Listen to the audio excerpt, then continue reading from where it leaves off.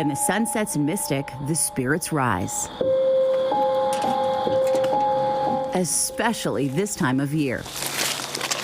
The picturesque village of Mystic is lined by shops, restaurants, and the famous drawbridge by day. I'm going to take you all back to the 1600s. But carries some haunted American history at night. This next haunt contains a mystery of Mystic that dates over 100 years. Just leave it to the guides at Seaside Shadows. I think people are surprised at how much the ghostly activity correlates with real history. And with that, history comes alive. There are 7 stops on the downtown tour. Now there are other spirits here. There's also the spirit of a man in a top hat. The tour lasts about 2 hours and weaves you through the village streets by lantern light, where you learn more about the darker history of downtown Mystic. It has inevitably become a portal to the other side.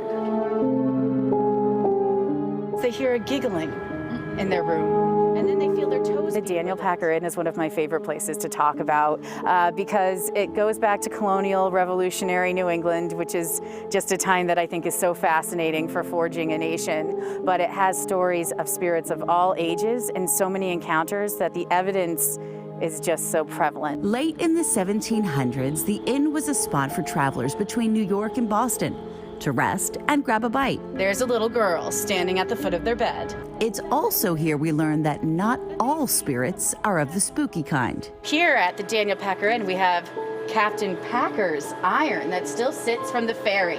And if you give the iron chain a little clink against the rock, he himself will watch over you and bring you good luck for the rest of your years. The haunts of Mystic don't end here. We do have 2 different tours. The downtown tour covers spirit-based hauntings and locations, whereas the graveyard tour is the spirits and where they're laid to rest. Graveyard has by far the most activity. In fact, a bit of American history lies right here in coastal Connecticut. Like the most famous spirit in the Whitehall burial ground, Quash Williams. He was a slave here in Mystic for the first 28 years of his life. When he was 28 years old, the Williams family decided to have Quash emancipated, making him the first freed slave in eastern Connecticut.